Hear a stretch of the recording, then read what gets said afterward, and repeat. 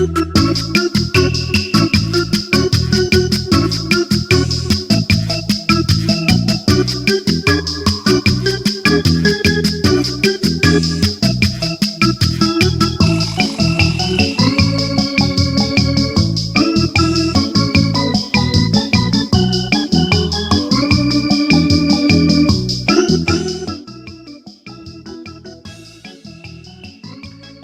everybody, coming down from the high that is being a fan of a team managed by Steve Yzerman, and of course, following along with the Yzer plan.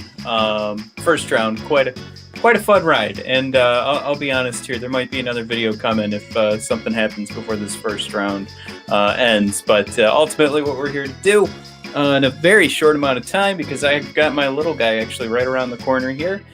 He's napping now, and of course he's young enough that hopefully I don't wake him up. But that's how the old little tiny brain works. Is I should be able to talk to him while he's napping away, and he's not going to wake up. So let's see what we can do here in like 5 minutes. But let's recap what happened, because a lot of people aren't fans, or maybe they're just not as excited as they would have been should there have been I don't know, an Eklund and maybe Wallstedt pairing here. But no, the Red Wings at pick 6, and of course trading up from pick 23. And just to recap this real quick, we moved up to pick 15 using pick 23, pick 48, and pick 138, sending that to Dallas to get pick 15. We pick up Sebastian Cossa at 15. Here I'm finally saying it, Simon Edvinsson, pick number 6. Our 2 first-round picks going. You know what? I'm going to pat myself on the back. You'll hear me saying this for quite a while,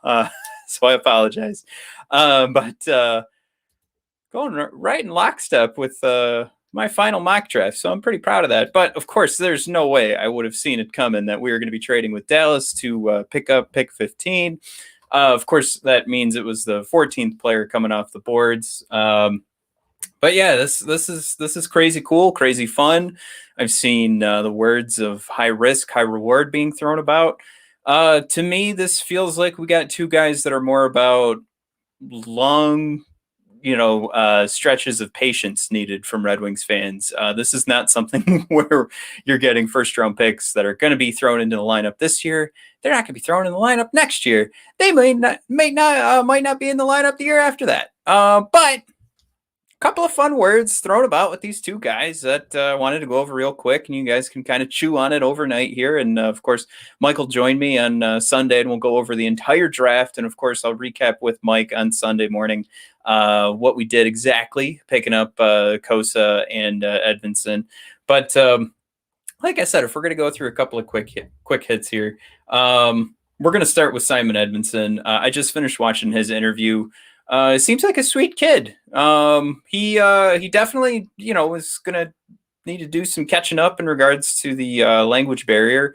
There were a couple of times he got caught, and of course there's excitement mixed in there, but you could see there's genuine joy. He's happy to be, specifically a Red Wing and not just being drafted into the NHL. And that alone, that's what's exciting, is to see a guy who's happy to go. Now he's 6'4", 198 pounds. Scott Wheeler calls him the unicorn of this year's draft. So what does that mean?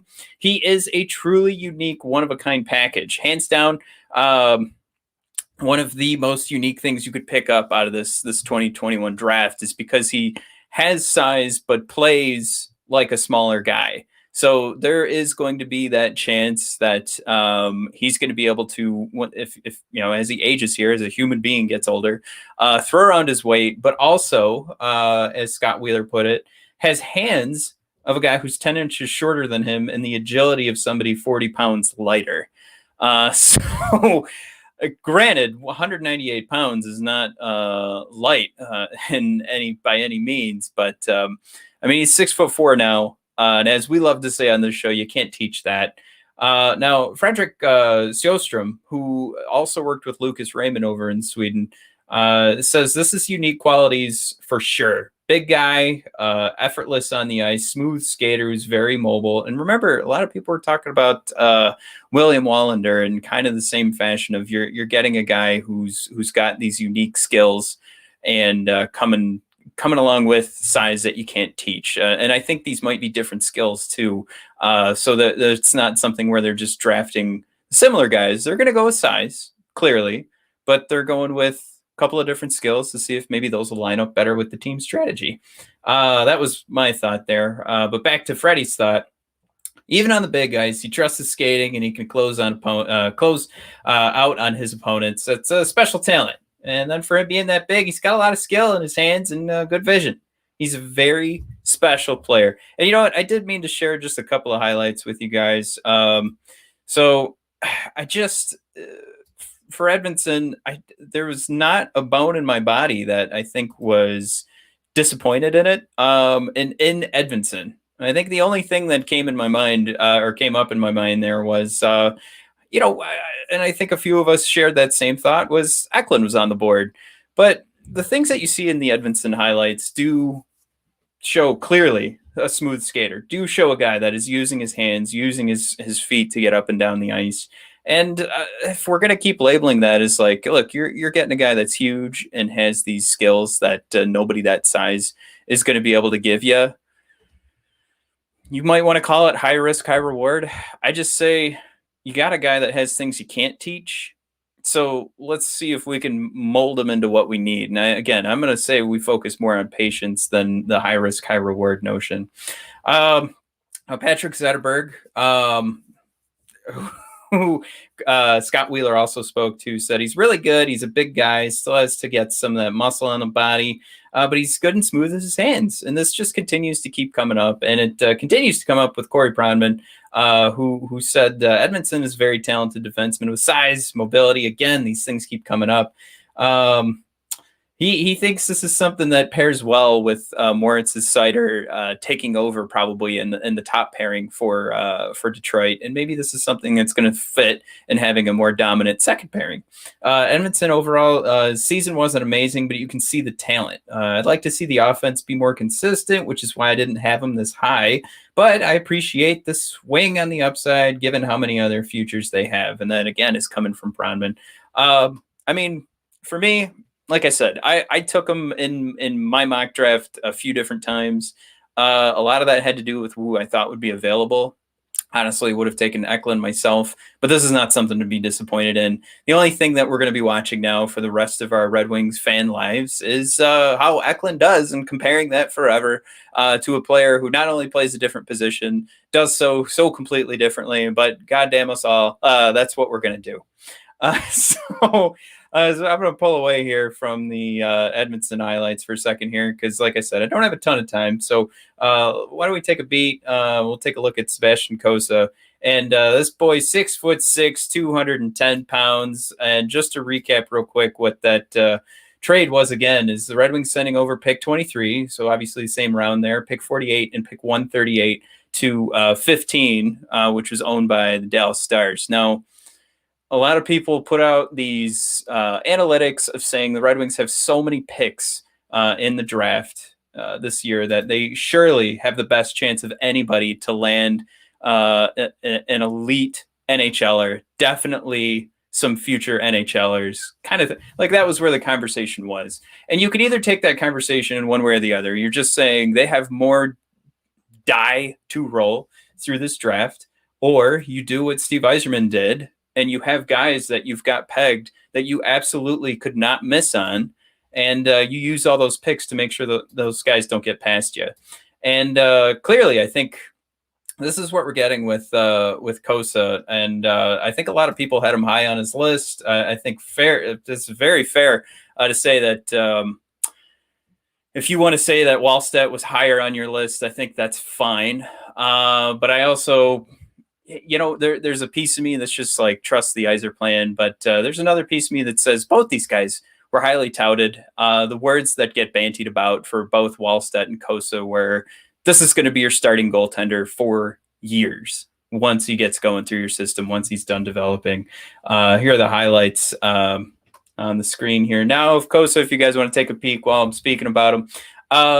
So I guess the point of me bringing up Wallstedt is just this will be another guy where I'm talking about we'll be watching Eklund's career forever and comparing him to Edvinsson. We'll also be doing this Cossa and Wallstedt dance till the end of time, until their careers wrap up and we can actually say who had the better career. But until that time comes, I think we can all just take a deep breath and just go, you know what? This guy was also highly touted. I don't think Yzerman forgot to check the draft board and said, shoot, I didn't realize Wallstedt was still there. Thought he'd be gone. That's why I traded up for Cossa. Not what happened. So we can take that notion right off and, continue here to just sort of celebrate that Yzerman did make a bold move to make sure he got the guys that he wanted to get.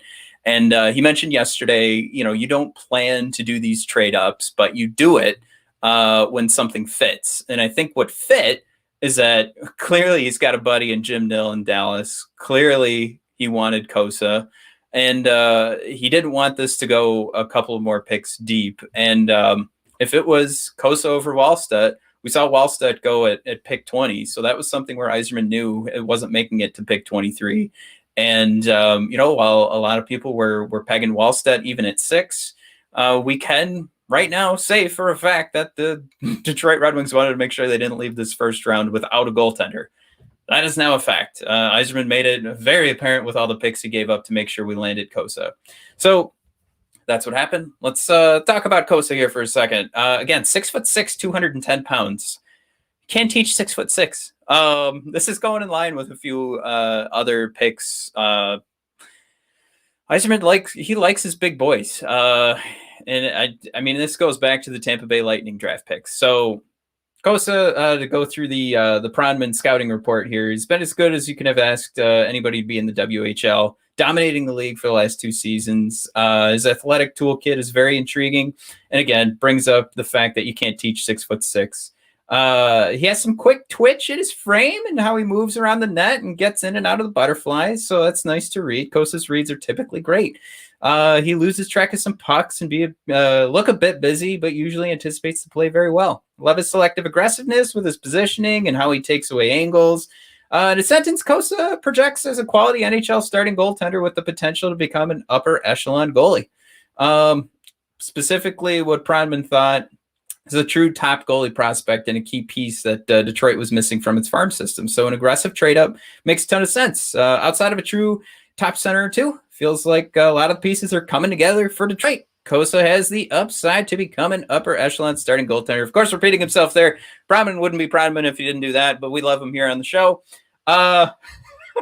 Look, again, if you're looking at this cat and saying that this has potential for elite, and of course he shares his favorite cat to watch growing up is Carey Price. Not saying that just because he has potential to be elite and his favorite's Carey Price, he has potential to become Carey Price. But of course, you're talking elite goaltenders. That's the range that you're talking about. You have that potential. I don't think that there's anything to sneeze at in regards to the Red Wings picking a guy that might take a little bit longer to develop than Wallstedt. And that being said, I think we all know that Yzerman's ready to make moves when this team needs it. As we saw the Fleece against Carolina. But yeah, for this overall, I think this is an absolute victory for the Detroit Red Wings this first round. To grade it, I always think is funny because we have no idea. The words of the great Ken Kell, who's been on the show a couple of times, there is 0 point in getting too excited about how they played in the juniors or college or even their first year in the NHL. You could really only truly grade an NHL player once their season is wrapped up. So I think the thing here, though, is to see that Yzerman is aggressive. He knows what he wants. And like a lot of us mentioned, we didn't think we would get out of this first round without drafting a goalie. And Yzerman made sure of that. So maybe we didn't get Eklund, maybe we didn't get Wallstedt, but I think Edvinsson is somebody who seems really excited to be here. And like I said, we drafted who's being dubbed as the unicorn of this draft. Truly unique package. And Sebastian Cossa, he's 6'6". You can do a lot of that with a guy who's already moving well in the net in development to make sure that 6'6" frame continues to get those right angles. And like Pronman said, he's already making the right choices on when to be aggressive and when not to. So if all of those things are coming into play already, you got a lot of good things going for you. And I think, if anything, did we get our Vasilevsky today, as we've mentioned on previous episodes? We don't know yet. But clearly, this is something that Yzerman is we're kind of in that vein, right? We're talking about a guy who's getting that. He has that elite look now. So, hey, we'll come back to everybody here in 10 or 15 years, and we'll have an answer to that question. But for now, I think we can all sleep soundly knowing that the Yzer plan is in full gear right now. And Yzerman's not going to stop working until this team fits what his vision is. And clearly, anybody above 6 foot, maybe we could put, above 6'2", seems to be on Stevie's radar. But let's hold on. We've got a whole nother day of drafts coming up. If you wanted to grade, I'm going to say it's a victory. I still don't like the letter grades. And as I mentioned before, we're not going to know how good these guys are till that career wraps up. But let's just be happy Stevie's being aggressive here. Everybody, thanks for tuning in. I'm happy that this channel's been growing a bit. But we'll check back in tomorrow. Of course, I'm going to have to go live again if I just missed a pick. If Yzerman traded up again.